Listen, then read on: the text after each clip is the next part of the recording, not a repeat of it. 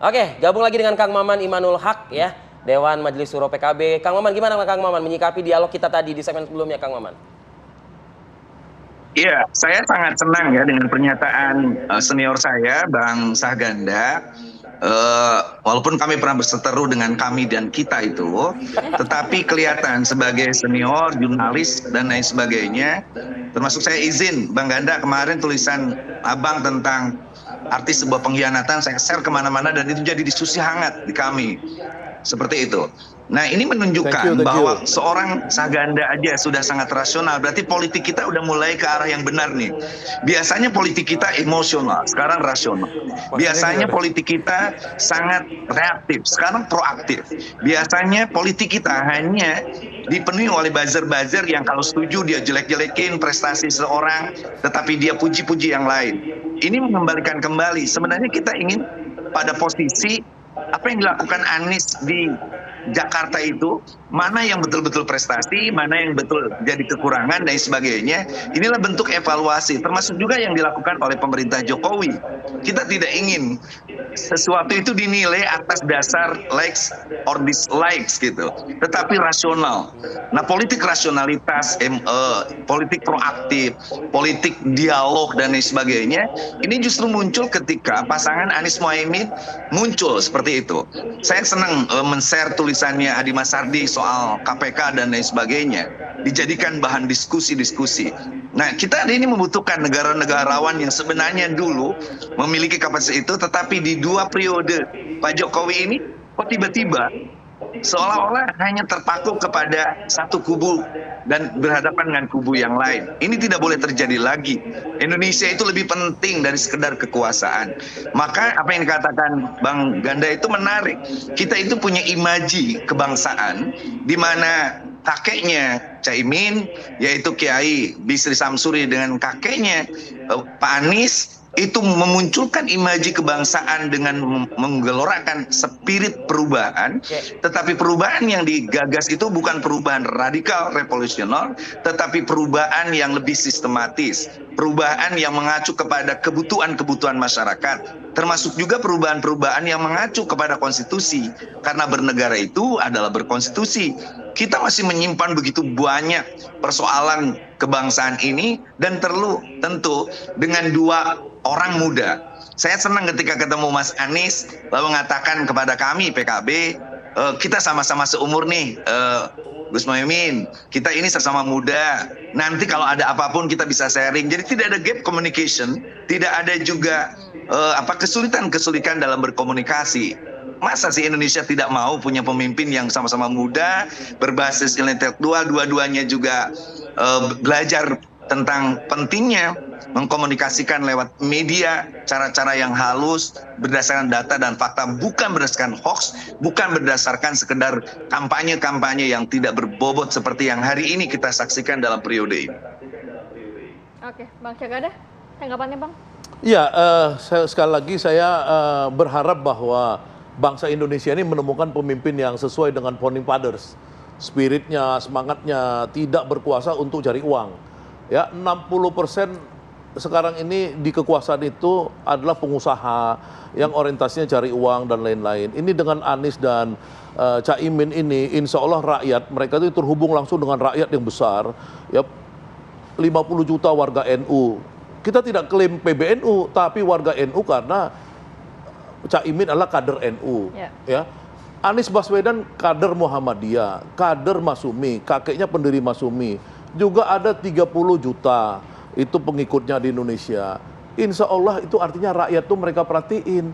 Ya, kalau yang lain-lain muncul entah dari mana, dari gorong-gorong, dari mana, ya siapa yang dia urus? Tapi kalau Bang Ganda mengatakan, oke lah dengan bergabungnya dengan Caimin ini, artinya kita mendapatkan kekuatan baru, yakni grassroots dari kaum Nahdliyin seperti itu. Iya. Tapi kalau yang sudah ada di dalam ternyata karena ada gangguan, bukan gangguan lah, mungkin godaan integritas tadi itu begitu, mereka pergi bagaimana? Sudah siap juga dong tentunya. Nah, tentu kan saya kan melihatnya ini kan, makanya saya nggak bilang PBNU, nggak bisa bilang ini kan kaum Nahdliyin yang terafiliasi dengan PKB aja sekarang itu kan 10,26%. At least 15 juta sekarang. Tapi sebelum dengan PKB kan tentu kan juga sudah punya kekuatan modal kan Pak Anies ini. Itu makanya maksud saya, hitungan saya sama teman-teman tadi malam sebagai pendukung Anies ya di dua tempat, itu insya Allah Anies ini sekarang sudah mengantongi 50 juta suara. Ya block vote ini block vote. Sebelum deklarasi, Ya setelah dengan Muhaimin. Oke. Ya yang selama ini Itu data atau halusinasi itu? bukan dong, kan kita lihat ini kan apa namanya PKS itu kan bisa 15 juta sekarang. Oke. Iya kan? Block vote nih karena mereka ini solid. Dia ini jadi kalau ada salah satu survei, katakanlah survei itu antara mendukung partai dan mendukung sosok. Nah, ini dia konsisten nih. Jadi PKS itu 80, 90, 100% PKS akan dukung. Tapi Anies. kalau berbicara survei Tunggu selama dulu. ini Anies kan nomor Nah, 3 iya. Bang dibandingkan capres lainnya. Tunggu. Jadi ini survei ini ada yang partainya sekaligus orang kayak PDI, semua pendukung PDI pasti pendukung Ganjar, gitu loh maksudnya. Ya kan oke, ada yang oke. lain-lain Golkar baca lah, misalkan saya sebut aja namanya survei Kompas lah kemarin. Iya, iya. Itu ada proporsionalitas antara pemilih partai dan pemilih apa namanya capresnya. Nah, ini PKS dan PKB block vote 15 juta, 30 juta. Oke?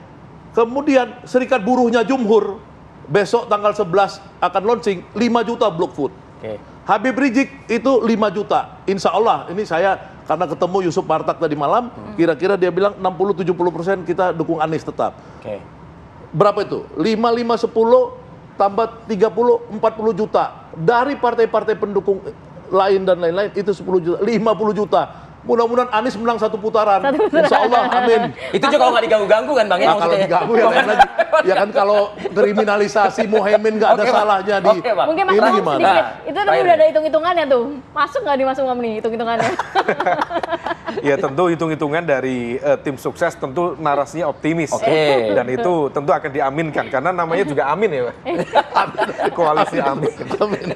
Ya tetapi ya itu harus diuji karena bagaimanapun juga elektabilitas Mas Anies per hari ini memang Tetap relatif di posisi masih tiga. di posisi Posisi tiga. 3 dan ada gap cukup signifikan dengan Pak Prabowo dengan Pak Ganjar Sebelum di duet angka ya, sekitar sebelum 10 duet. sampai 15%. Sebelum duet ya, Pak, ya? Tetapi memang Iya. betul Iya. bahwa kemarin Pak Prabowo berada di posisi tertinggi dengan 46% basis dukungan kursi parlemen, tapi kemudian dengan keluarnya PKB maka praktis berkurang 10% menjadi 36%. Berkurang 30%. Tetapi kemudian problemnya ada situasi yang kemudian perlu dicek. Karena bagaimanapun juga kalau hitung-hitungan Pak Saganda tadi angkanya mungkin agak 50, dinaikkan 50 ya. juta. PKB itu sekitar 11 sampai 12 juta, Pak. Yang Dari lalu, basis. yang lalu. Iya. Ini sekarang pertumbuhan penduduk maksudnya gitu. Ini Tapi kan soal Pak Saganda Caimin dia- punya akses langsung ke BPS bisa negosiasi angka. Iya. Nah, kemudian apa namanya sama PKS, kemudian katakanlah Nasdem di angka yang relatif tidak jauh berbeda, 11 juga 12 juta.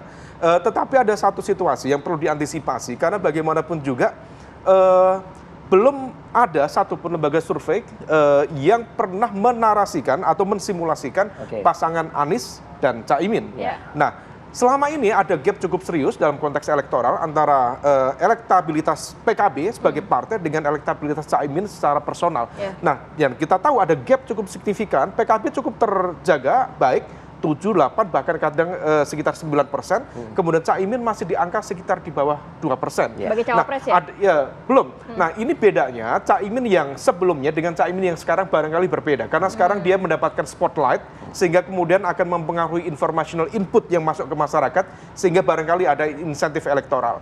Tetapi belum ada satupun yang melakukan simulasi dalam konteks survei. Nah, pasca deklarasi ini kita akan uji Kita tunggu. seberapa besar signifikansinya, pengaruh insentif elektoralnya.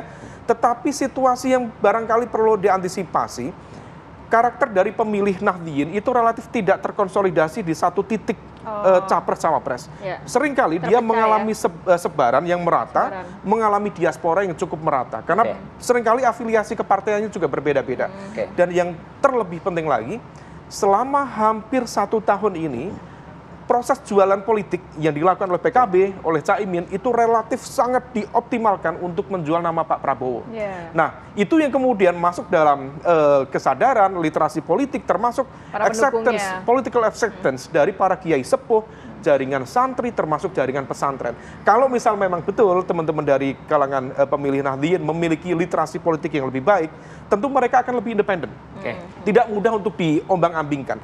Tetapi kalau misal sebaliknya, kalau mesin politik PKB memang relatif lebih powerful Ya. untuk kemudian mempengaruhi kiai ikut sini, santri ikut sini, pesantren ikut sini, who knows. Nah ini yang kemudian perlu diuji, seberapa besar insentif elektoral, apakah betul masih rendahnya elektabilitas Caimin itu bisa terkatrol dengan situasi pasca deklarasi.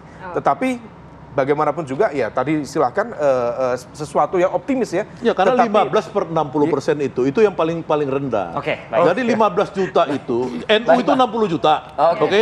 Oke, Saya kita kan habis tadi nih. hitungnya 80 juta. 15. Ya, Oke, apalagi bisa 80 80 juta. juta. 15 juta aja saya hitungnya tadi. Enggak Oke, kita banyak-banyak. nantikan nanti ya setelah Iya, deklarasi iya. ini bagaimana hitung-hitungan Kita elektoral uji. dari Iya. Kita uji. Anies Iya. Baswedan dan juga Caimin. Jangan Terima kasih cepat-cepat banyak. ujinya. Bang 10 Sagan dan lagi. Nainggolan, terima kasih. Terima kasih. Mas Umar, Bang. Mas Terima Sagan. kasih, Mas Arief. Kang Maman, Imanul Haq, terima Kang kasih Maman, Bang. makasih. Kita ganggu pagi-pagi. Terima kasih Pak Maman.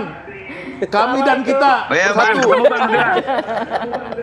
Inilah kalau udah dalam satu perahu koalisi itu, ini yang bermusan bisa kayak gini. Persatuan berjalan. nasional kita. Baik, Assalamualaikum warahmatullahi wabarakatuh buat semuanya. Terima kasih. Oke, nanti kita akan ajak pemirsa untuk Pantau-pantau Pantau-pantau halte bagaimana Transjakarta di Iya. Bundaran HI ya. mengenai Situasi polusi ibu udara kota. di Jakarta ya. Sesaat lagi bersama Vena Kintan.